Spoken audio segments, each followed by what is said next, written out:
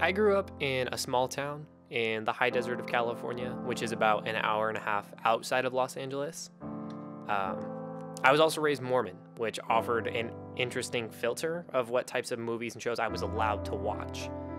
Luckily, my parents were pretty much okay with watching a lot that my friends would never have been able to watch at that time, ever. Movies like Lord of the Rings, Happy Gilmore, and The Goonies, they were a luxury for me as a religious kid and kind of defined my movie watching experience in formative years and exposed me to this awesome world of like swearing and badass violence.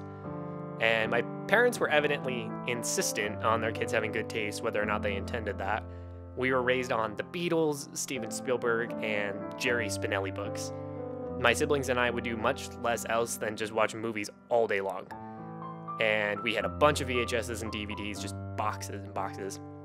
And I was lucky to see these movies at such a young age, and it blew my freaking mind. And then I went on to high school, and I played guitar a lot more than I watched movies because I wanted to be cool. And that was a pretty cool thing to do, playing guitar. But I totally failed at being cool. It was just wasn't working out for me. And unfortunately, like many other people around that age, I started to face depression. You know, there's only so much that you can do when you sit alone every lunch and just play a guitar, you know. I found out some pretty conflicting truths about my faith, which was pretty important to me at the time. And the things I found out ended up with me severing my relationship with that church. So I was kind of in a bad place. And I just went to the movies all the time with my friends because there isn't really much else to do out here. At my high school, there was a video productions class.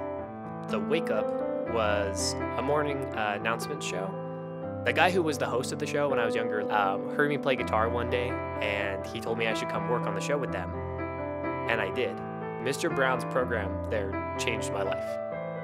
By the next year, I was hosting the show, and then the year after that, I was basically the showrunner. I was 17 years old and was basically writing and directing a show, and it was one of the coolest things I've ever done. And without those people, you know, who knows where I would be, you know? And I fully relied on that group of people to save me from my own head. So, why filmmaking? Because just like I was not sure where my place was and then was led there by film, there's a kid out there waiting for my movie to lead them to theirs. And it's gonna change his, her, or their life. They'll make film, they'll make friends, they'll realize that they don't want to escape from the world, and maybe they'll meet that person who becomes their world, just like I did. Because it's alive, it's empathy, it's beauty, it's air, it's everything.